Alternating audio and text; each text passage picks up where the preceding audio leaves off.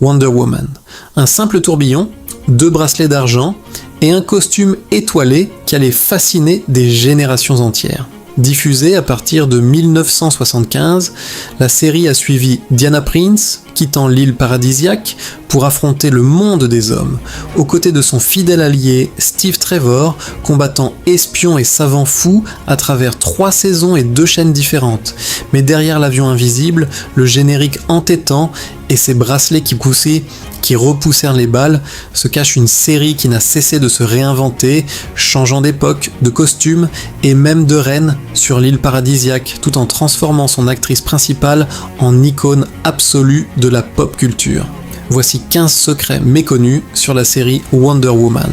Et restez jusqu'au numéro 15, car on va faire un bond de plusieurs décennies pour voir comment l'actrice a fini par retrouver le mythe de Wonder Woman dans un tout autre rôle. Avant de tourner sur nous-mêmes, un like et un abonnement seraient du plus bel effet pour continuer d'explorer les séries cultes qui refusent de disparaître. Direction Paradise Island. Numéro 1. Une quasi-inconnue est devenue la Wonder Woman définitive. Avant de devenir l'Amazone ultime du petit écran, la carrière d'actrice de Lynda Carter avait à peine 1 an d'existence. Son curriculum se résumait à quelques petits rôles et une seule apparition marquante, un simple épisode d'une série policière de 1974. Cette prestation avait suffi à lui ouvrir les portes du syndicat des acteurs, mais rien qui ne laissait présager un rôle-titre. Lorsque le casting de Wonder Woman a débuté, des centaines d'actrices bien plus expérimentées, certaines déjà stars du cinéma, ont défilé. Le producteur exécutif Douglas S. Kramer a plus tard expliqué pourquoi elle s'est imposée si vite. Elle ne ressemblait pas simplement à Wonder Woman, elle était Wonder Woman. Face caméra, elle dégageait une prestance, une autorité tranquille et une chaleur naturelle qui rendait crédible et même puissant le fait de tourner sur soi-même pour changer de tenue. Son bout d'essai aurait immédiatement conquis la chaîne. En l'espace d'une seule saison, elle est passée d'inconnue à icône culturelle, la preuve que ce n'est pas la longueur d'un CV qui compte, mais la capacité à porter une tiare et à faire croire au monde entier qu'on la mérite. Numéro 2. Avant Carter, il existait une Diana bien différente. Lynda Carter n'a pas été la toute première Wonder Woman en prise de vue réelle de la décennie.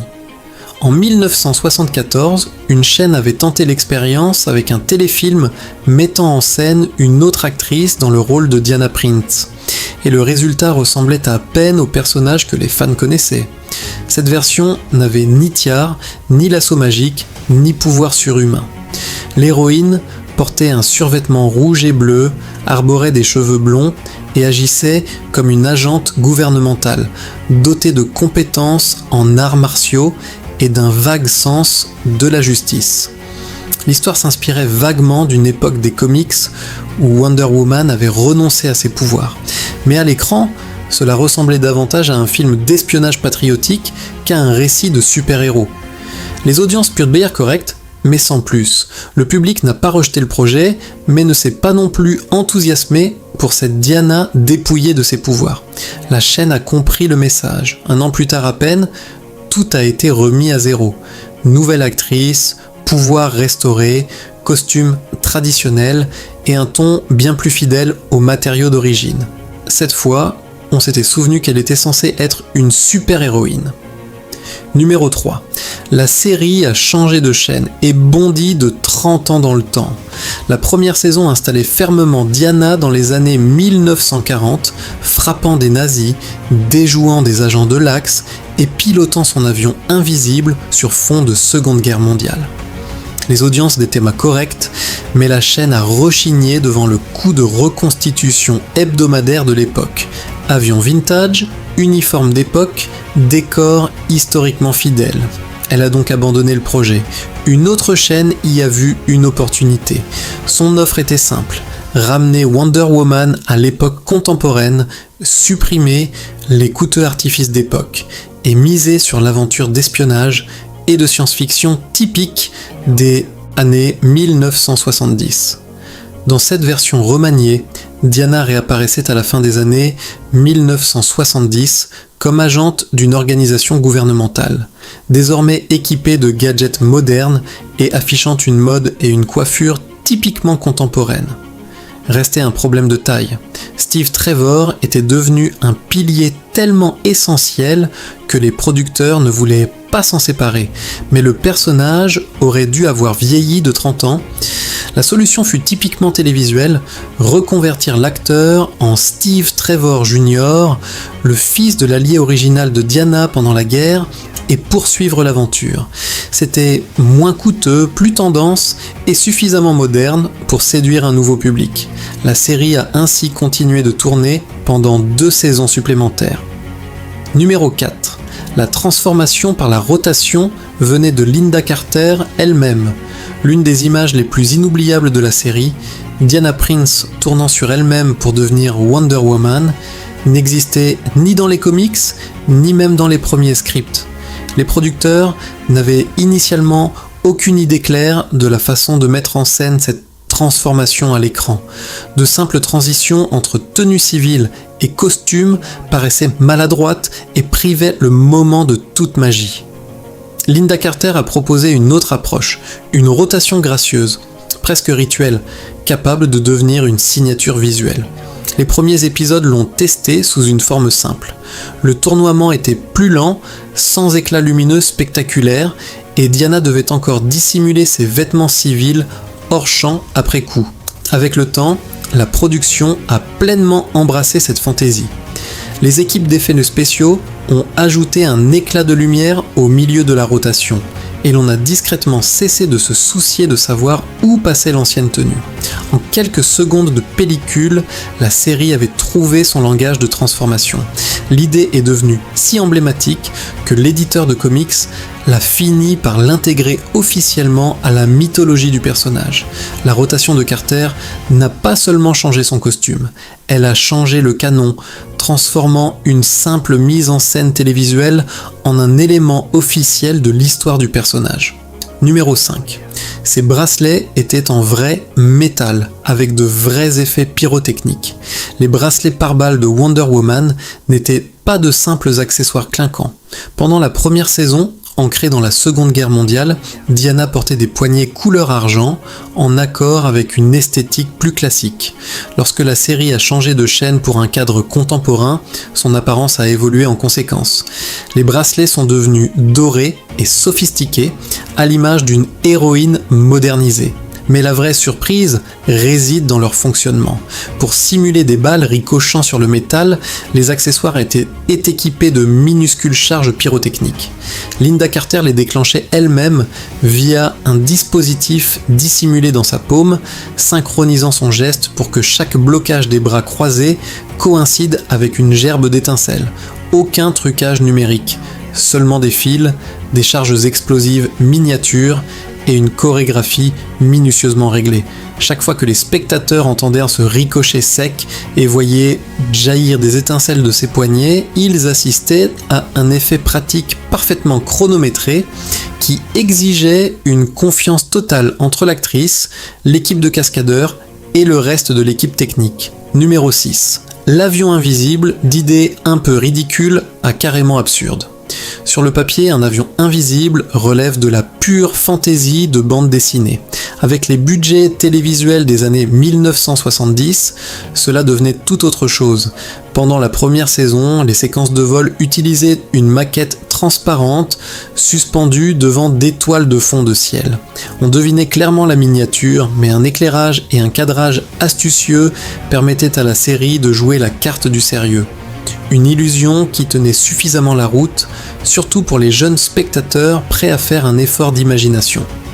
Lorsque la production a changé de chaîne, les budgets se sont resserrés et la subtilité a disparu. Soudain, l'appareil invisible ressemblait à un Concorde en plastique à coque transparente, avec à l'intérieur une poupée manifestement figée dans une pose de vitrine de grand magasin. Parfois, une miniature de Steve Trevor l'accompagnait. Le résultat ressemblait davantage à un lot de fêtes foraines qu'à une technologie amazonienne ultra secrète. Et pourtant, le jeu de Lynda Carter tout autour, calme, assuré, imperturbable, contribuait à vendre l'illusion. Le script disait « avion invisible ». Le département accessoires me répondait « maquette en plastique » et le public, allez savoir comment, acceptait les deux à la fois. Numéro 7. Son costume incluait une combinaison de plongée étoilée. Le crime ne se limite pas à la terre ferme. Et lorsque les scénarios exigeaient de l'action sous-marine, Wonder Woman avait besoin d'une tenue que son uniforme classique ne pouvait offrir. Le costumier Don Feld avait d'abord tenté un bikini patriotique pour Linda Carter, mais les réalités de l'eau, des cascades et de la pudeur télévisuelle rendaient l'idée impraticable. La solution fut une combinaison de plongée bleue sur mesure, parsemée d'étoiles blanches et ajustée au corps. Elle préservait le code couleur rouge, blanc et bleu du personnage, tout en offrant à l'actrice une tenue fonctionnelle et sécurisée pour les scènes de plongée et de combat sous la surface. À l'écran, cela ressemblait au genre d'objet qu'une Amazone garderait négligemment dans son placard. Mi-uniforme de super-héroïne, mi-déclaration de mode, ce détail illustrait aussi discrètement l'un des défis permanents de la série: concilier l'imagerie iconique des comics avec les contraintes logistiques quotidiennes d'une production télévisée. Numéro 8. Une héroïne, 3 reines. Le visage d'Hippolyte n'a cessé de changer. Si l'apparence de la reine Hippolyte semblait varier d'une histoire à l'autre, ce n'était pas une impression. Tout au long de la série, la mère de Diana a été interprétée par 3 actrices différentes, chacune dotée d'un pédigré hollywoodien impressionnant. Le téléfilm Pilote de 1975 mettait en scène une Hippolyte impérieuse et glamour, incarnée par une actrice déjà lauréate d'un Oscar avant même de poser le pied sur l'île paradisiaque. Lors de la première saison, le rôle est passé à une actrice célèbre pour avoir incarné Morticia Adams, apportant sa propre gravité teintée d'ironie, elle-même ancienne, nommée aux Oscars. Dès la deuxième saison, le rôle a de nouveau changé de main, confié cette fois à une actrice fraîchement récompensée par un Oscar pour le film Network, qui a insufflé à la reine Amazone une immobilité sereine et presque royale. Le résultat constitue un contraste de casting assez singulier. Une série qui faisait parfois voler des avions jouets accrochés à des fils avait aussi discrètement rassemblé une famille royale amazonienne composée de 2 lauréates de l'Oscar et d'une nommée. Numéro 9. La garde-robe de Wonder Woman incluait une jupe et une cape pour les grandes occasions. Le look le plus familier de Linda Carter reste le short et le bustier étoilé, mais dans les premiers épisodes, sa Wonder Woman avait d'autres options. La première saison a introduit une jupe patriotique et une cape rouge, blanche et bleue spectaculaire, réservée à certaines situations précises. La jupe n'était pas destinée aux bagarres, elle apparaissait dans des contextes plus formels ou diplomatiques, une sorte d'uniforme de gala pour les épisodes où Wonder Woman agissait davantage en émissaire qu'en combattante. La cape, elle, était résolument théâtrale. Elle se déployait derrière elle lors des entrées en scène, ondulait pendant les atterrissages et ajoutait une touche de panache à chaque envol. Lorsque la production a transporté le personnage à l'époque contemporaine, la jupe a discrètement disparu au profit du short, mieux adapté aux courses-poursuites et aux cascades. La cape, elle, a survécu, quoique plus rarement, et remplissait une fonction pratique au-delà du simple effet dramatique. Elle permettait de dissimuler les doublures cascadeuses et les harnais lors des séquences les plus complexes. Numéro 10. Derrière les combats se cachait une interprète qui savait bouger.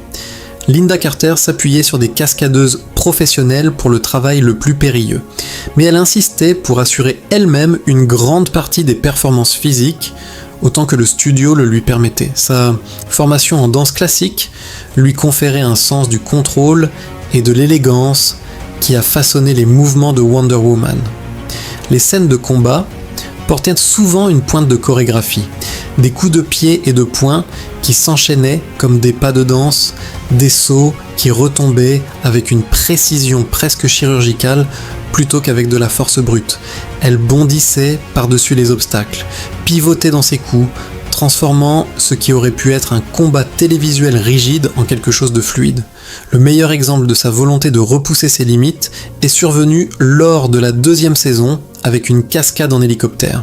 Dans cette séquence, Wonder Woman s'agrippe au patin d'un hélicoptère au moment du décollage et se retrouve suspendue à haute altitude. À l'origine, une cascadeuse devait s'en charger, mais Lynda Carter, en observant à quel point la substitution se voyait à l'écran, a décidé d'exécuter elle-même la cascade. Sans câble de sécurité visible à ses poignets, sans filet en dessous, elle s'est accrochée au patin tandis que l'appareil décollait, laissant la caméra capturer un danger bien réel.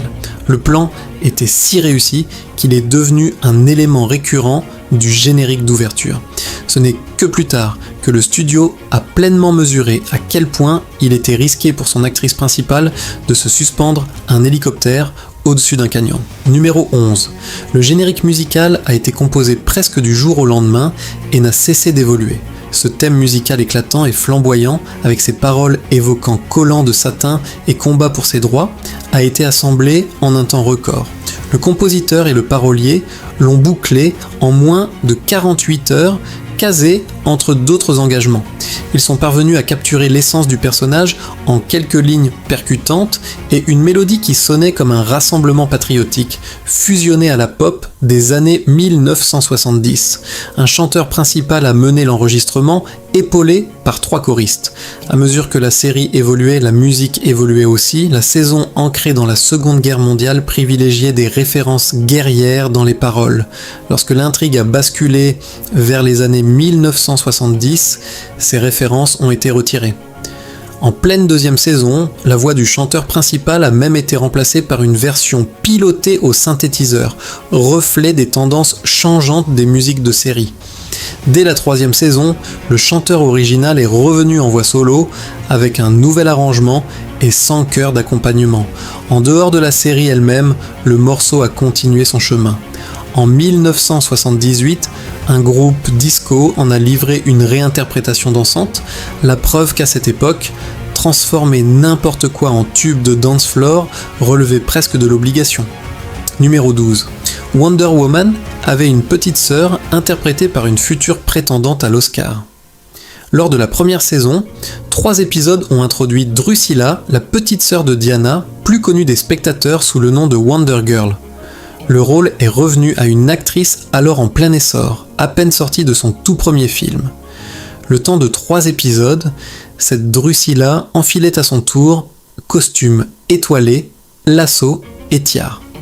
Le personnage était sincère et légèrement incertain de lui, comme une adolescente de l'île paradisiaque, brusquement plongée dans un monde pour lequel elle n'avait pas été pleinement préparée.